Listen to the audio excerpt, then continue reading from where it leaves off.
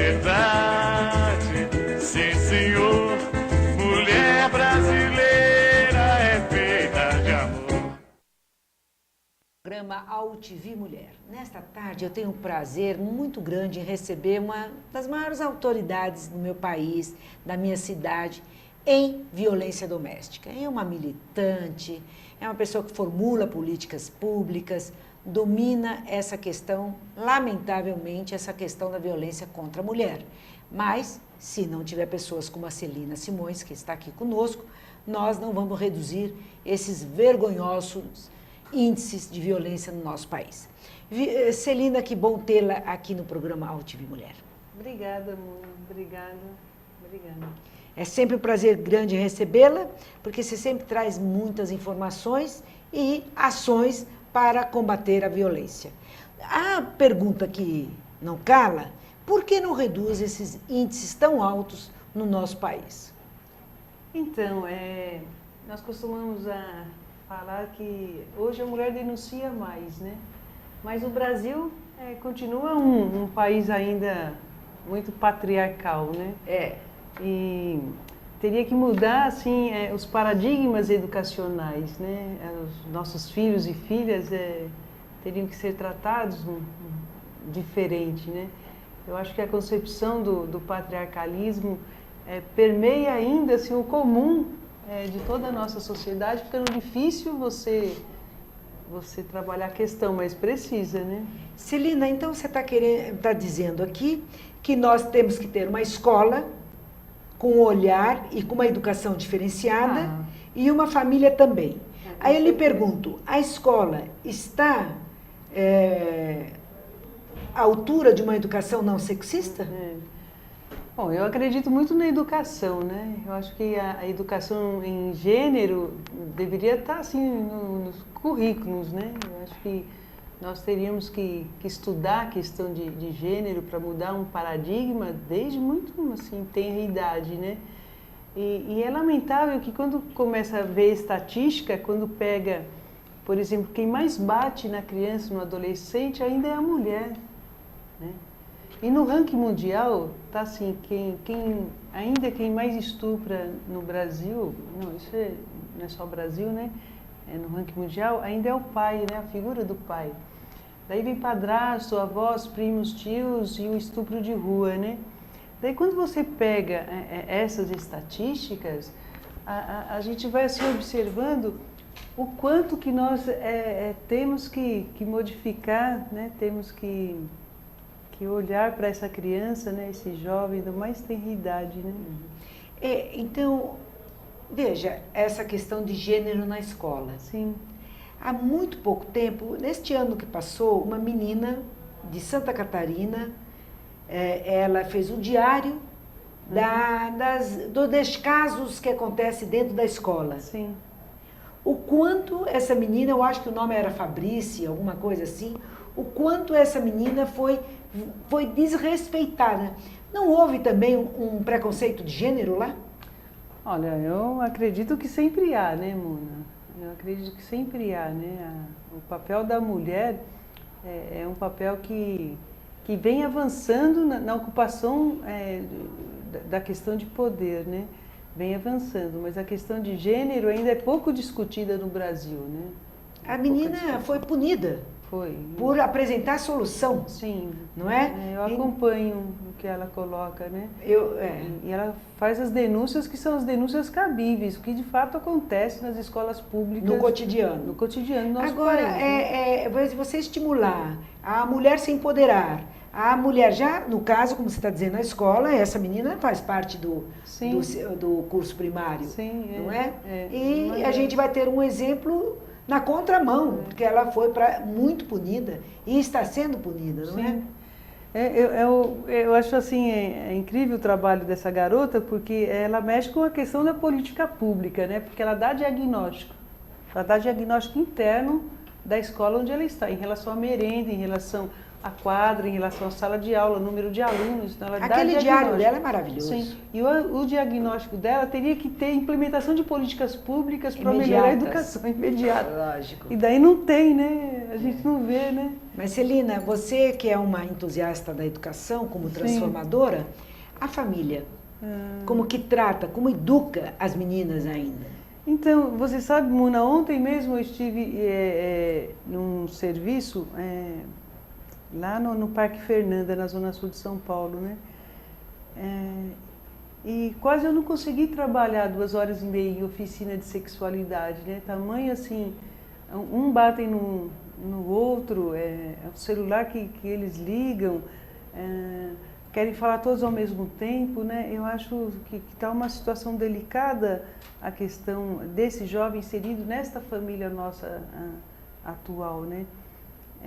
Eu acho assim muito complexo isso, né? É demasiadamente complexo. Essa é uma referência, é um piloto, né? Sim. Nesta oficina que você foi administrar ontem, aqui na cidade de São Paulo, é a expressão de como essas crianças estão tão contidas e quando elas pegam um espaço, elas se perdem e perdem o ambiente. Eu comentei com um amigo, né, que é educador, diretor de um colégio tudo, e eu falei assim, eu tenho a leitura que eles estão numa região de alta vulnerabilidade social, né, as problemáticas ali, a falta da política pública, na ausência do Estado, da Prefeitura nessas regiões é muito grande. Então a gente entende o contexto de quem é esse adolescente inserido nesse contexto maior. Daí ele falou para mim, esse meu amigo que trabalha, ele falou, Celina, mas se você pegar a escola particular, ela também não está muito diferente hoje, né? Então eu acho que teria que ter uma reflexão muito grande da questão da educação no nosso país, né? Eu acho que não é só a questão da vulnerabilidade do espaço urbano, é a vulnerabilidade em casa. Sim. Porque essa criança deve estar sendo despercebida. Sim.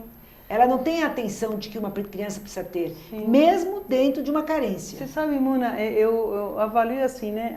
A linha histórica, ela é dividida em causas sociais e consequências sociais. Então, quando eu pego um adolescente inserido neste contexto, eu já estou nas consequências da sociedade. Então, para eu melhorar aqui, eu tenho que dirimir a causa aqui. Isso você tem que mexer com paradigmas imensos dessa família, porque daí você faz, se você for fazer uma anamnese, quem é esta mãe? Quem é este pai? Ele está inserido em qual contexto? Quem são esses filhos?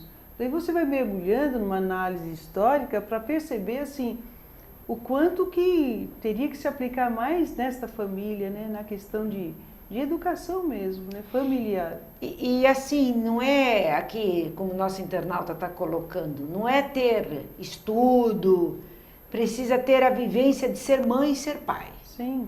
É saber atingir a confiança com o seu filho. Porque o conhecimento ele vai buscar na escola, ele vai buscar na internet, ele vai buscar em outros lugares.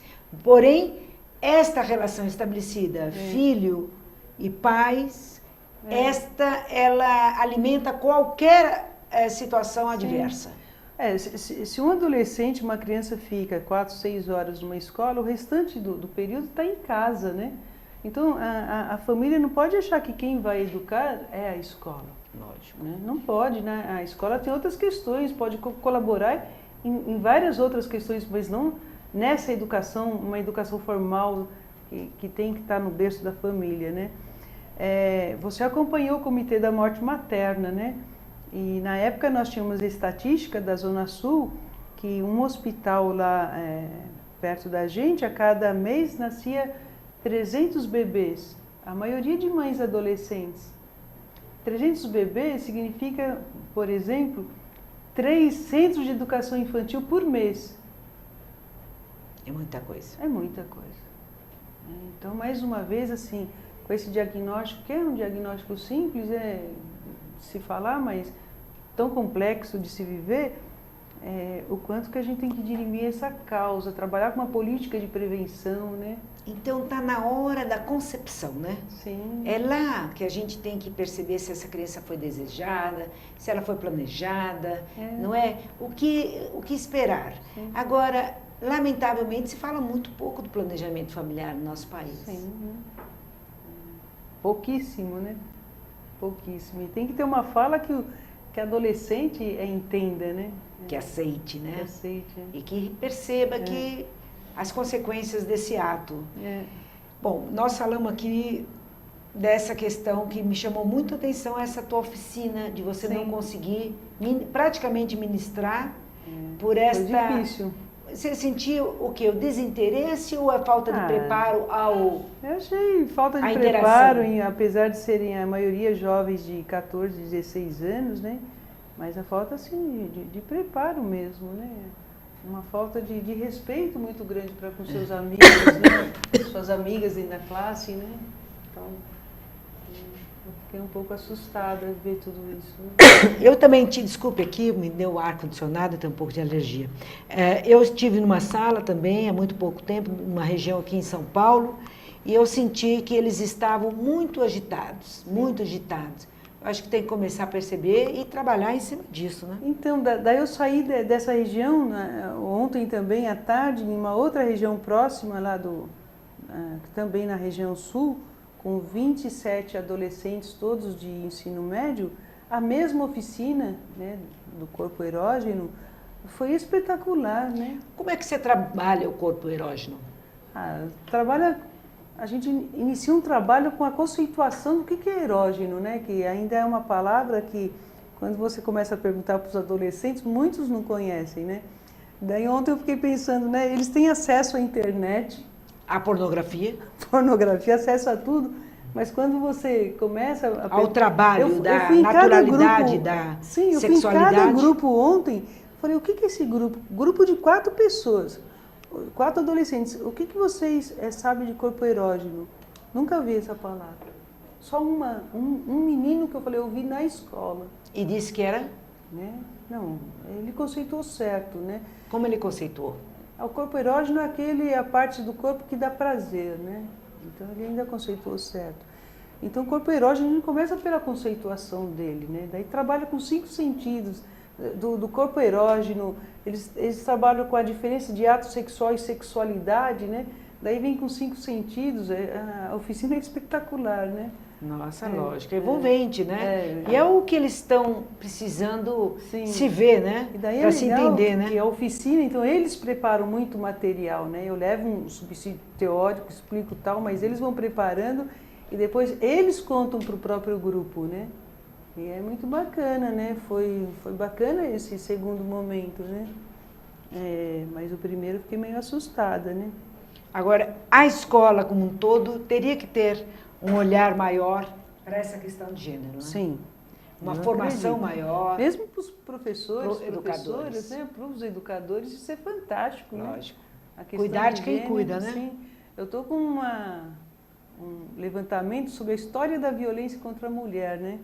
E é interessante que eu pesquisei no século V, lá em Confúcio, né? Uhum. Daí você pega Platão, Aristóteles, Platão vai falar que a mulher é um macho mutilado. O catatâmio, né? Catatâmio é o fluido menstrual, a menstruação, é sêmen, porém não puro, porque não tem o princípio da alma. Que coisa penosa, né? Daí você pega Platão, você pega Aristóteles, né?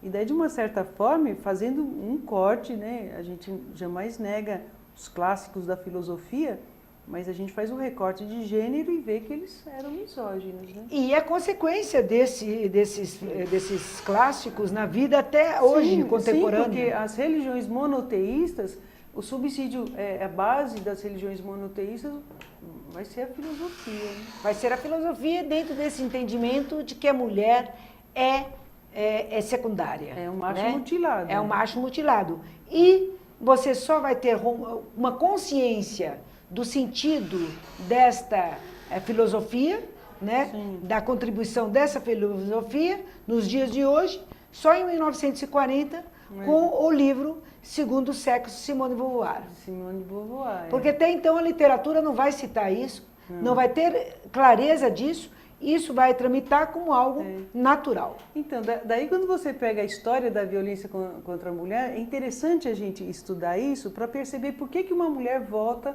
no lar com o agressor. Porque ela tem toda a cultura que ela está nas costas, os séculos, o milênio, né? É uma cultura opressora, ela é misógina, né? Uhum. Então, quando uma mulher volta na terceira fase do círculo da violência, Lembrando que a primeira fase de tensão, né, Muna, onde o agressor vai fazer de tudo para deprimir a mulher. A segunda fase dura de 2 a 48 horas, onde as mulheres sofrem os maiores danos.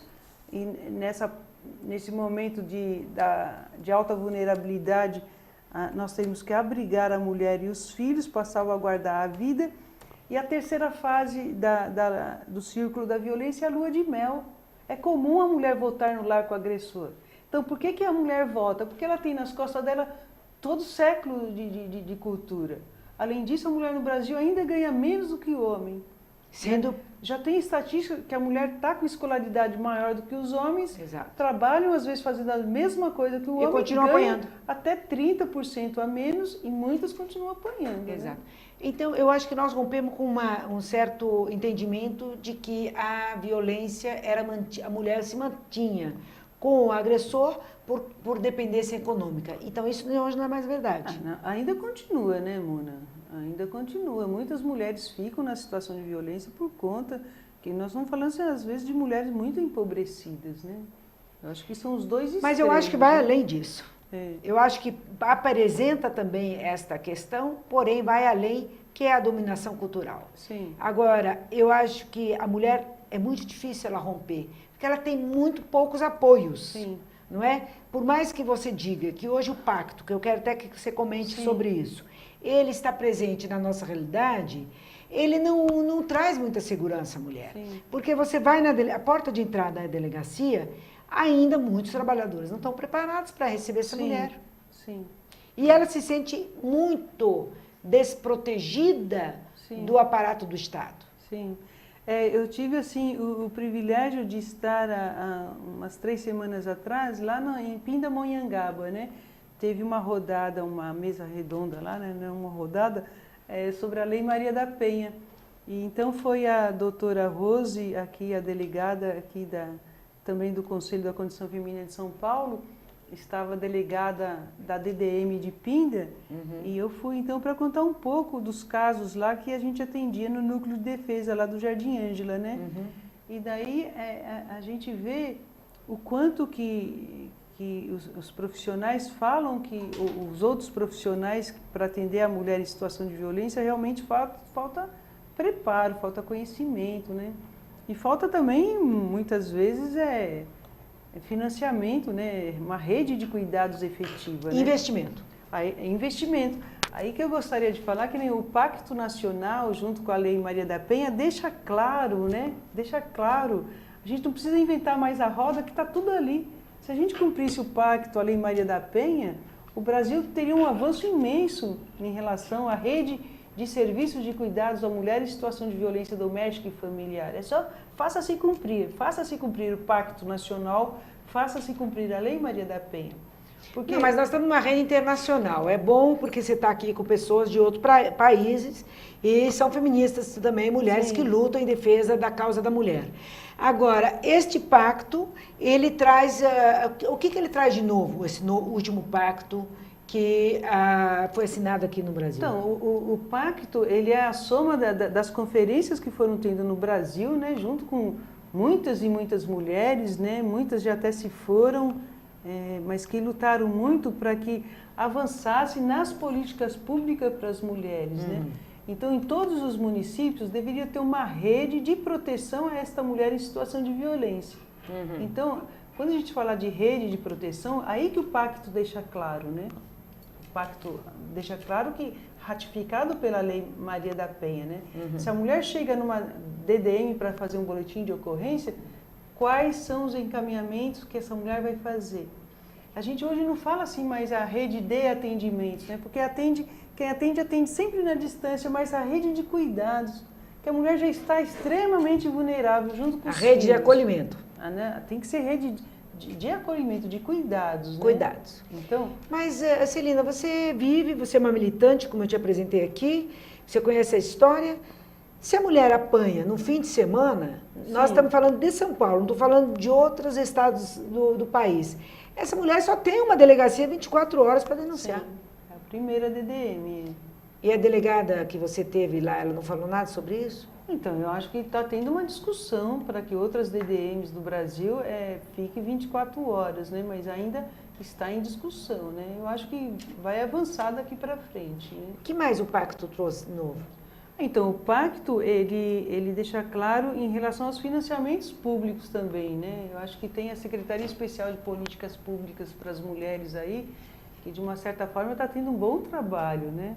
Então, pode dar um pouco de trabalho, assim, para fazer os projetos, entrar no Siconv, que é um pouco difícil ainda, que Olha, já teve é uma mudança, reclamação, né? generalizada desse Siconv, ele é muito complicado mesmo. É bom se alguém tiver com a rádio escuta aqui, veja um pouco, porque as entidades, não é porque tem entidades picareta que a gente sabe, essas têm que realmente ser desclassificadas. Porém, as sérias, elas têm um rito muito complexo, de muita técnica, de muito conhecimento.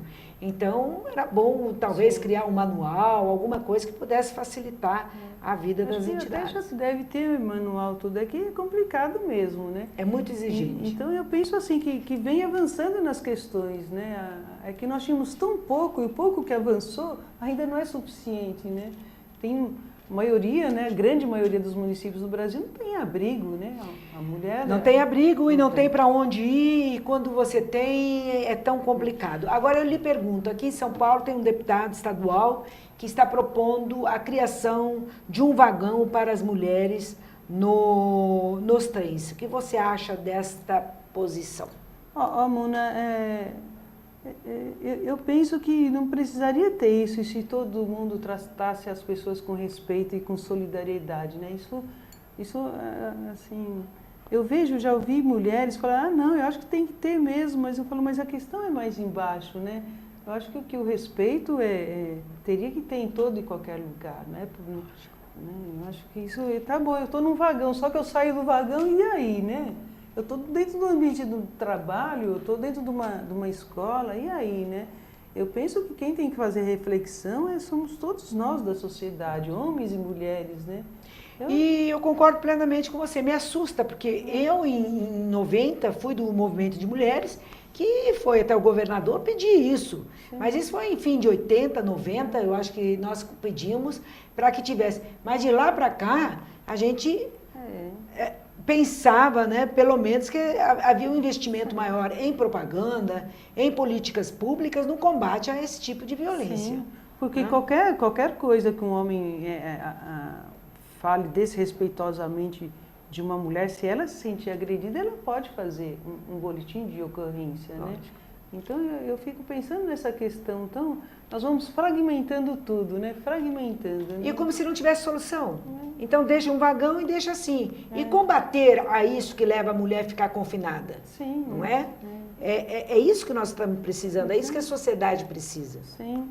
E eu acredito muito nesses trabalhos nossos de ponta, né? Eu trabalhei muitos anos no Jardim Ângela com a questão da violência com a criança, adolescente e mulher, né? E tem um caso muito especial, que é o caso da Cida, que nós chamamos, que uma vez uma mãe ligou para nós que a filha dela fazia 2 anos que estava no colchão e de tanta violência ela rompeu com a realidade. E a comadre dela já tinha pego os 2 filhos adolescentes para cuidar, e daí ela ligou no 0800 do Núcleo de Defesa, a assistente social ligou e falou assim, olha, a senhora tem que levar para a UBS. Ela falou, mas eu já fui, né? Eu já fui. E eu estou com um problema, que eles não... Aquele problema todo que dá e tal. E daí a assistente social falou para mim, Celina, o que nós vamos fazer? Eu falei, eu não sei, né? Eu falei, é tão atípico esse caso nosso. Eu falei, eu não sei. E daí nós tínhamos uma pasta de casos mais complexos. Chega a atingir até o profissional, né? Bastante. Tal a dor, né? Não, é comum dentro de um núcleo de defesa, dentro do abrigo de mulheres, terem pessoas doentes. A doutora Verônica, do Iluminar Campinas, um abraço para ela grande, a doutora Verônica, ela diz num vídeo produzido por eles lá que um profissional que trabalha com a questão da violência, ele aguenta firme e equilibrado por uns 2 anos. 2 anos. Imagina como é que estão esses profissionais sem uma política de cuidar de quem tanto cuida. Exatamente. A Marina de Madrid está dizendo que esse programa está espetacular. Que bom. Um beijo, Marina. Então, e daí deixa eu voltar na história lá, que é uma história muito interessante. E daí eu falei, deixa a ficha dela na pasta, que a gente não esquece do caso. No dia seguinte, a mãe voltou a ligar e chorou mais 1 hora no 0800 para a gente ajudar a filha. Eu falei que é só mãe, sabe? A mãe, bom, né? Hoje pai também, né? Pai que interesse pelo bem-estar de seus filhos, esposa, né? Eu acho que antes era muito difícil você ver um pai numa sala de espera, né? Agora já... Hoje você está começando a ver, muito pouco, não é todos os lugares, mas você consegue. Eu me emocionei um dia muito grande, eu estava numa pediatria aqui na Zona Norte, no Cachoeirinha, e passei e vi na pediatria vários pais com seus filhos. Então. Nossa, aquilo foi... Mostra que aquele trabalhinho que a gente acha que não tem resultado... Essa é a paternagem, né? A mulher exerce muito a maternagem, os pais começam a exercer bem a paternagem. Nós temos um filho lá, que está com 32 anos, uma filhinha de 4 anos, ele exerce plenamente a paternagem, né? Isso é espetacular para a gente ver. Mas porque ele foi formado para isso. Foi formado também, né? Daí, voltando na história da Cida, daí o que aconteceu? Eu vou contar isso só para a gente ir analisando o que significa essa rede de cuidados, né, Muna? Isso, a mãe ligou de um núcleo de defesa que já tinha ido para a UBS, não tinha dado certo o encaminhamento. Então, a assistente social ouviu por mais 1 hora a mãe chorando para a gente fazer alguma coisa pela filha e desliga o telefone. O que nós vamos fazer, Celina? Eu falei, eu não sei. Eu falei, eu não sei. Isso o 2º dia. 3º dia a mãe liga novamente. Daí eu liguei para a doutora Jaqueline, promotora de justiça do Forte Santo Amaro, do Tribunal do Júri. Uma pessoa maravilhosa que já esteve no programa e está deixando saudades. Fantástica. Fazendo de tudo para que ela possa voltar. Fantástica, né? Agora está acho que na Procuradoria Geral do Estado, né? E daí eu falei, doutora Jaqueline, nós podemos retirar uma mulher com camisa de força, que ela está rompida com a realidade, para tratar de tanta situação de violência, ela rompeu? Uma profissional da tua sensibilidade pedir isso, imagino que sofrimento foi. Sim. Ela falou, pode retirar, Celina, para vocês tratarem, pode retirar. Daí eu liguei para o SAMU e liguei para a Guarda Civil. Olha só a rede. Núcleo de Defesa, Tribunal do Júri do Forte Santo Amaro, SAMU, Guarda Civil Metropolitana. Serviço Social. Serviço Social. Daí a Guarda Civil escoltou 2 profissionais da Casa Sofia para acompanhar a retirada da mulher.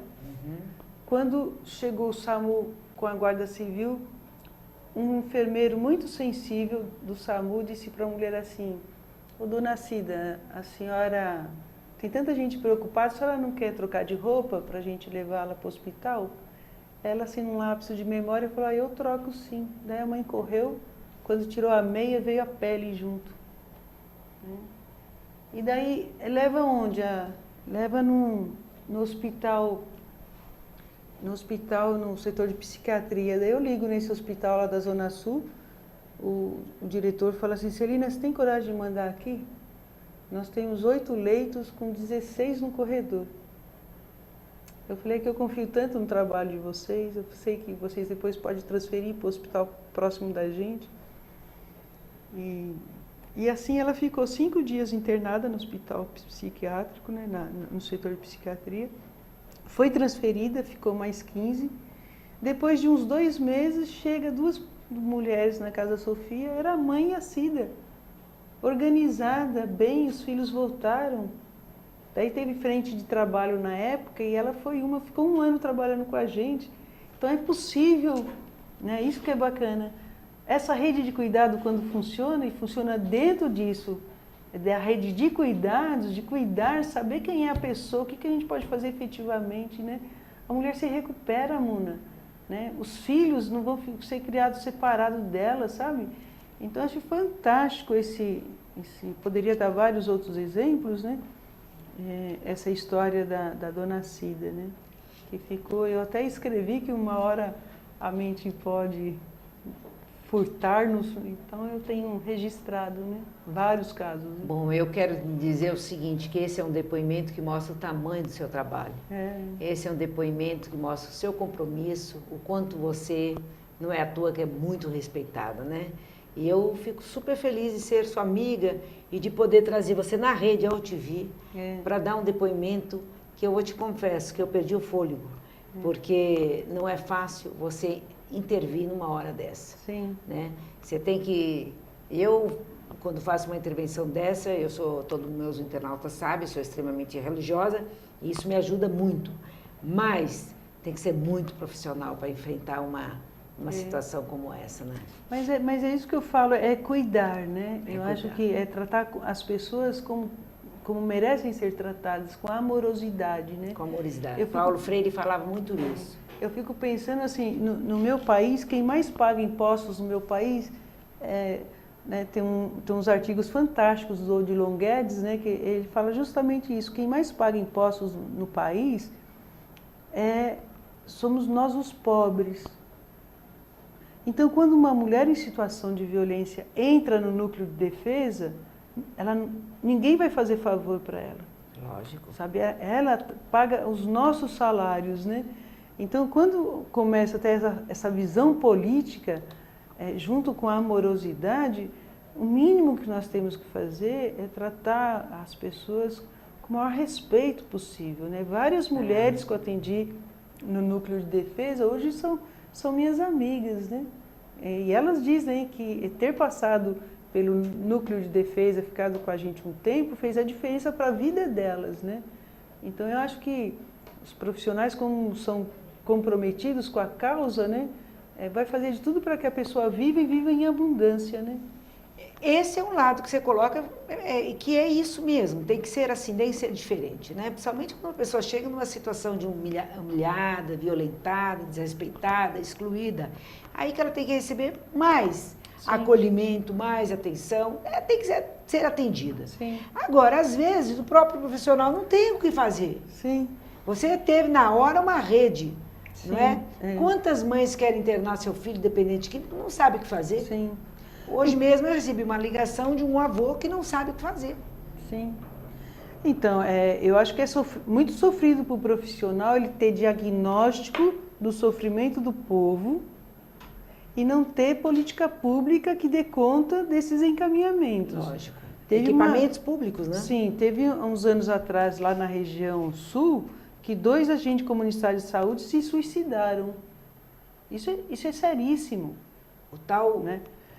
Daí depois que eu fui conversar com algumas, ela falou, Celina, a gente vê o sofrimento do povo lá no fundão e a gente não sabe como, não tem como encaminhar, não tem o que fazer.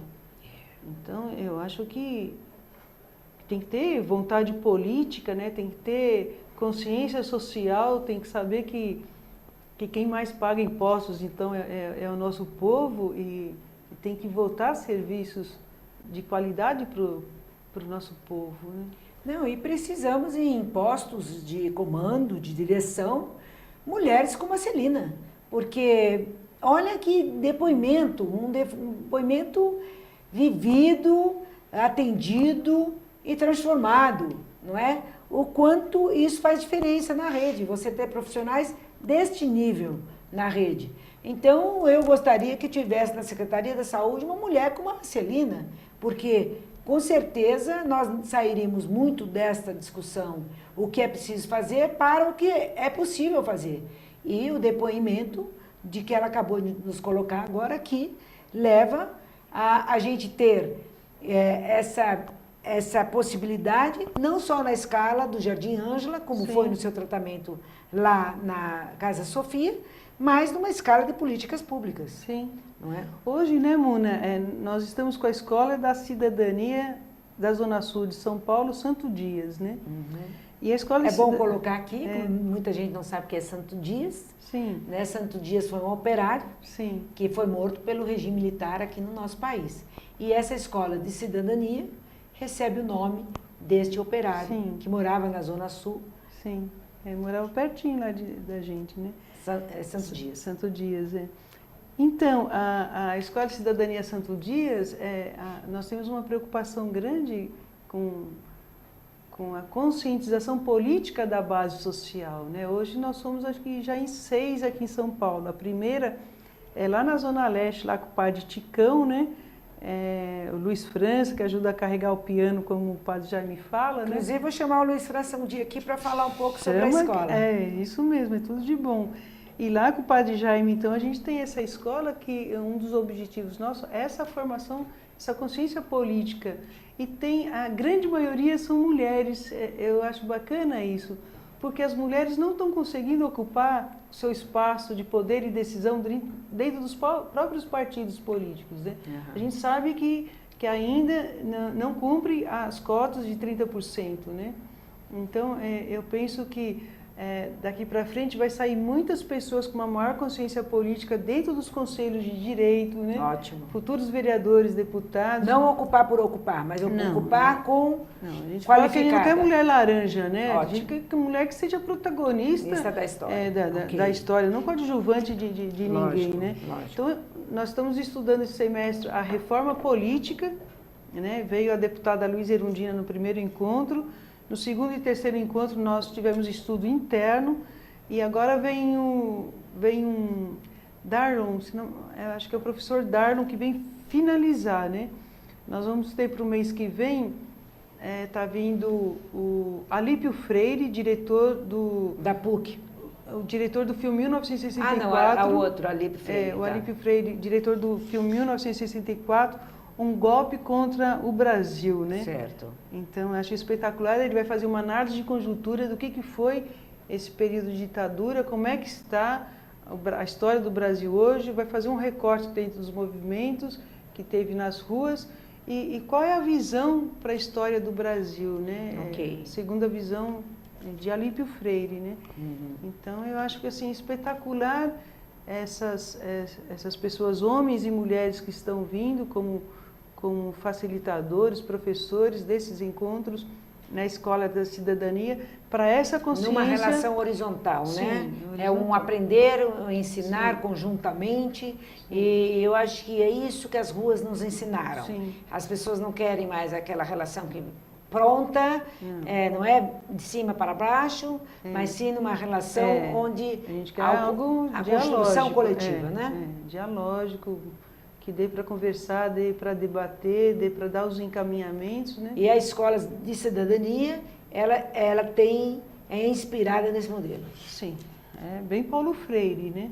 A gente está lá com métodos de ver, iluminar, agir, celebrar e avaliar, né? Ok. Isso ajuda muito. Que maravilha. Celina, eu quero te agradecer demais de colocar o programa UTV Mulher à sua disposição, do seu grupo, do seu trabalho. Eu sei que você está na região, na Zona Sul. Eu desejo tudo de bom para você, que a gente possa ter realmente mais parceiros, né? Sim. Como a subprefeitura, a coordenadoria da saúde. Eu sei que eles têm a rádio escuta aqui. Ter uma Celina numa região é um privilégio, não é? E para nós da UTV são muitos cumprimentos. Eu deixei de fazer algumas perguntas, me perdoem nossos internautas, porque eu queria mais te ouvir mesmo. Sim. Mas na próxima, com certeza, você virá e vai interagir diretamente com os nossos internautas. Eu que agradeço, Mona, agradeço a você, sempre minha amiga, companheira de longa data. É um privilégio e uma honra, porque eu acho que um carinho o grande desafio é sair do discurso e ter a prática, né? A prática do cotidiano. Porque é em casa, é no trabalho, é aqui na mídia. É cultura, que às vezes, né? É uma cultura. É uma cultura. E construir essa cultura. Sim. Agradeço a todos também que ouviram, que participaram, né? Os internautas. Sim, os internautas aí. Deixo o meu abraço, sabendo que a luta continua, né? E como? E gostaria de terminar falando um pedacinho do verso do Patativa do Assaré, que diz assim: eu sou de uma terra que o povo padece, mas não esmurece e procura vencer. Da terra querida que a linda cabocla de riso na boca zomba do sofrer. Não nego meu sangue, não nego meu nome, olho para a fome e pergunto o que há. Eu sou brasileiro, fio do Nordeste, sou cabra da peste, sou do Ceará. Então fica aí a mensagem, uma mensagem também de luta das mulheres do nosso povo do Nordeste. Um abraço para todos. Obrigada, Celina. Obrigada. E isso mesmo, esse é o programa das mulheres brasileiras que acreditam na emancipação da mulher. Muito obrigada, até o próximo programa, a UTV Mulher. Mulher de verdade.